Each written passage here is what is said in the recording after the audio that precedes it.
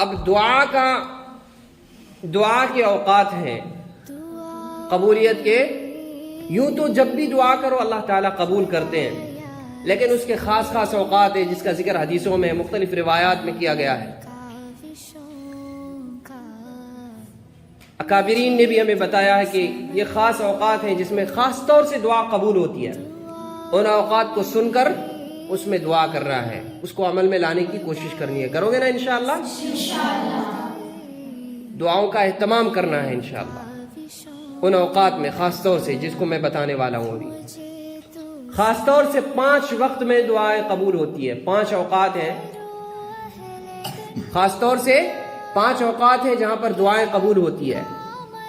کتنے اوقات ہیں؟ 5 اوقات ہیں. سب سے پہلے دعا قبول ہونے کے لیے بتایا گیا رات کے حصہ میں، یعنی آدھا حصہ رات کا گزر جائے، رات کے آخر حصہ میں تہجد میں اٹھ کر دعائیں مانگنے والا. جب سب کوئی سو جاتے ہیں، جب سب کوئی نرم گرم بستروں پر سو رہے ہوتے ہیں، اس وقت بندے کے دل میں فکر اور کڑن ہوتی ہے، تکلیف ہوتی ہے، پریشانی ہوتی ہے، کچھ بھی ہوتا ہے وہ اپنے رب کے سامنے رکھتا ہے، وہ اپنے خدا کے سامنے رکھتا ہے. اور اس وقت جتنی عاجزی کے ساتھ میں وہ دعائیں رکھتا ہے، چونکہ تنہا ہوتا ہے، اکیلا ہوتا ہے، اس وقت عجز و انکساری اس کے اندر خود بخود اللہ تعالیٰ ڈال دیتے ہیں. وہ بھلے عاجز نہ ہو لیکن اس وقت عاجز بن کر دعائیں مانگتا ہے، کیونکہ ایک پڑاؤ کو اس نے، ایک شیطان کو اس نے پیچھے چھوڑ دیا ہے، ایک مصیبت کو اس نے جھیل لیا ہے. کون سی مصیبت؟ کہ بھئی نیند سے اٹھ گیا، وہ نیند سے جاگ گیا. اب نیند سے جاگنے کے بعد وہ دعا کرنے بیٹھے گا تو وہ بہت بڑی مصیبت ہے. نیند سے جاگنا، شیطان وہاں پر بڑا دخل اندازی کرتا ہے. شیطان کیا کرتا ہے وہاں پر؟ بڑا دخل اندازی کرتا ہے، اور شیطان اٹھنے نہیں دیتا، سلاتا ہے. نم نم یا حبیبی، فجر میں سلاتے رہتا ہے لوگوں کو کہ سو جا سو جا.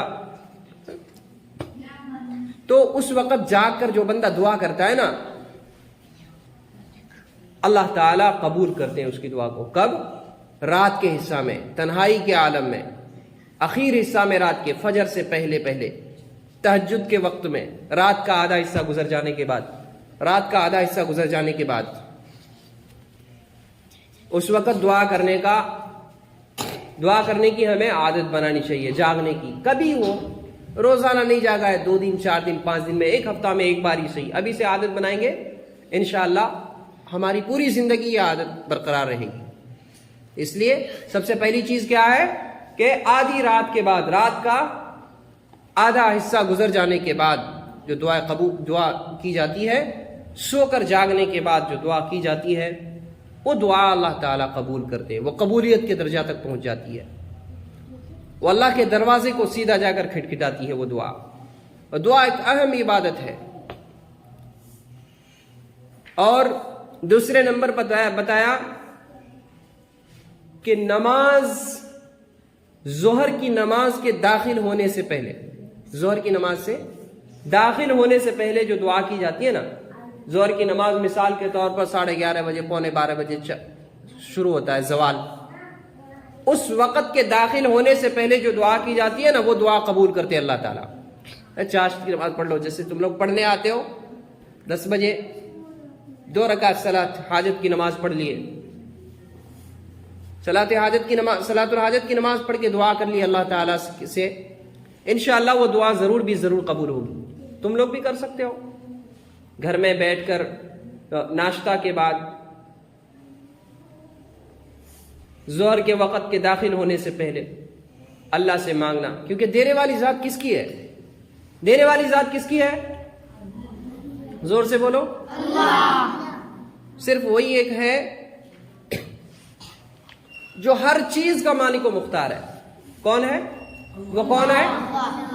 زور سے بولو، کون ہے؟ اللہ. ہر چیز کا مالک و مختار ہے. مصیبت کا، پریشانی کا، اس کو ہٹانے کا، اس کو لانے کا، بیماری کا، صحت کا، تندرستی کا، اسی طریقے سے حیات کا، موت کا، جو بھی چیزیں، جتنی بھی چیزیں ہیں، کل کائنات کی ہر چیز کا، ہر ذرے کا مالک و مختار کون ہے؟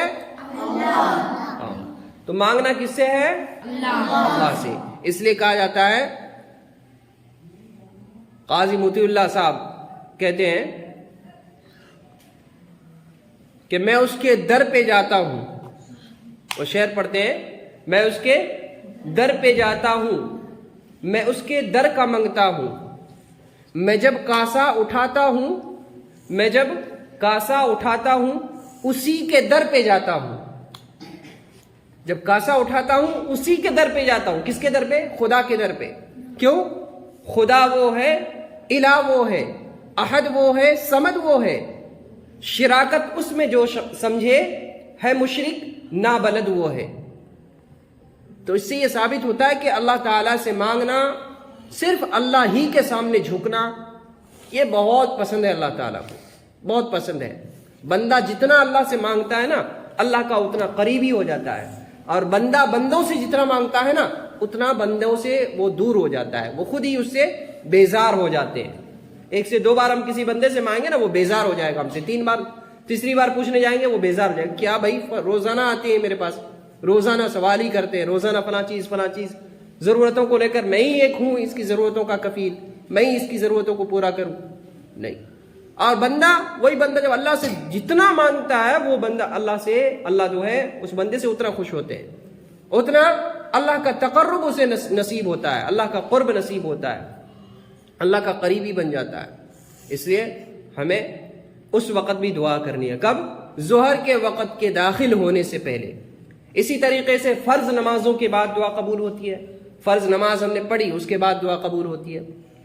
اس وقت دعا کرنی ہے. خاص طور سے دعا میں تمام کو شامل کرنا ہے، اپنے نفس سے لے کر والدین، رشتہ دار، اہل و عیال، اعزہ و اقارب جتنے بھی ہیں، پڑوس، اساتذہ کرام جن کے پاس ہم تعلیم حاصل کر رہے ہیں، ہمارے بڑے جو گزر چکے ہیں، ہمارے آبا و اجداد، سب کے لیے دعائیں کرنی ہے.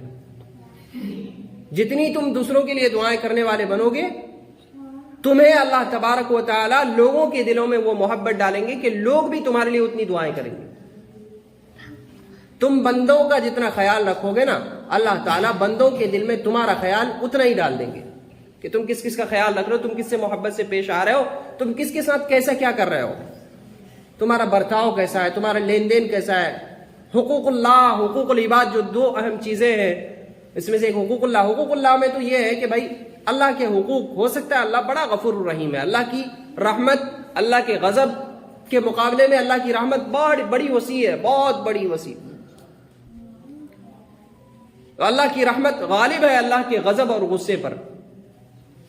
اللہ کی رحمت غالب ہے اللہ کے غضب اور غصے پر. تو اللہ غفور الرحیم، اللہ معاف کر سکتا ہے، ہر گناہ کو معاف کر سکتا ہے سوائے شرک کے. لیکن حقوق العباد جو ہے، بندوں کے ساتھ جو حقوق ہے، اس کو اللہ معاف نہیں کرتا. وہ تو بندوں کے ساتھ معاملات ہوتے ہیں، تو اس پر خیال رکھنا، اخلاق کے ساتھ لوگوں کے پیش آنا، یہ بھی اسی زمرے میں آتا ہے. جب تم اس طرح کرو گے تو پھر مانگنے والے بھی زیادہ بنو گے اللہ سے، اللہ کا تقرب، اللہ کا قرب حاصل ہوگا تمہیں. بندوں کا خیال رکھو گے تو ظاہر بات ہے وہی بندوں کا خیال رکھتا ہے جو رب کا خیال رکھتا ہے. جس کو اللہ کا خیال ہوگا وہی اللہ کے بندوں کا خیال کرے گا. صحیح بات ہے یا نہیں ہے؟ جس کو اللہ کے بندوں کا خیال ہوگا وہی اللہ کا خیال رکھنے والا ہوگا. یہ یقینی بات ہے. اس لیے اللہ کے خیال کے ساتھ میں اللہ کے بندوں کا بھی خیال رکھنا ہے. رکھو گے نا انشاءاللہ؟ اس میں بڑوں کا ادب، چھوٹوں سے محبت، ماں باپ کے ساتھ کیسے پیش آنا وغیرہ ساری چیزیں اس میں داخل ہیں. اور بتایا کہ مغرب کے وقت سے پہلے، غروب، سورج جب غروب ہونے لگتا ہے نا، سورج جب ڈوبنے لگتا ہے، اس وقت جو دعا قبول کی جاتی ہے افطار کے وقت. اور رمضان کے مہینے میں نہیں دیکھتے ہو افطار کے وقت میں سارے روزے دار جو ہے دعا کرتے ہیں. تو یہ صرف رمضان کے لیے نہیں ہے، رمضان میں تو خیر خاص ہے ہی، لیکن رمضان کے لیے نہیں ہے، بلکہ ہمیشہ کے لیے یہ چیزیں کیا ہے، افطار کے وقت میں جب سورج غروب ہوتا ہے نا، جب سورج غروب ہونے کے، غروب آفتاب کے قریب جو ہے، اللہ تعالیٰ دعاؤں کو قبول کرتے ہیں. اس وقت دعا کرنی ہے، اس وقت دعا کرنے کی عادت بنانی ہے. مثال کے طور پر 5:05 میں مغرب کی اذان ہے صاحب، ہم 10 منٹ پہلے مصلی پر بیٹھ جائیں گے، 4:55 کو ہم بیٹھ جائیں گے. 10 منٹ میں کیا بگڑ جائے گا ہمارا؟ کچھ بگڑے گا؟ لیکن ہم 10 منٹ پہلے مصلی پر بیٹھنے کا عادی بنیں گے اور ابھی سے اس عادت کو بنائیں گے تو انشاءاللہ ہم اپنی زندگی میں تبدیلی خود ہی دیکھیں گے. ہماری زندگی خوشگوار گزرے گی، کیونکہ ہم اللہ سے مانگنے والے بنیں گے اور ان اوقات کی حفاظت کریں گے جو دعا کی قبولیت کے لیے خاص ہے، تو اس وقت بھی دعا کرنی ہے۔ اسی طریقے سے اذان کے وقت سے کیا مراد ہے؟ اذان جب ختم ہو جاتی ہے نا، اس وقت جو بندہ اللہ کے سامنے ہاتھ اٹھاتا ہے نا، اس دعا کو بھی اللہ تعالیٰ قبول کرتے ہیں۔ اذان جب ختم ہوتی ہے، اذان کا جواب دینا ہے اطمینان سکون سے۔ اذان کے ختم ہونے کے بعد اللہ کے سامنے جو ہاتھ اٹھا کر دعا کی جاتی ہے، وہ دعا سیدھے عرش کو جاتی ہے، اللہ تعالیٰ قبول کرتے ہیں۔ انشاءاللہ ضرور قبول ہوگی وہ دعا، اور یقین کے ساتھ میں دعا کرنی ہے۔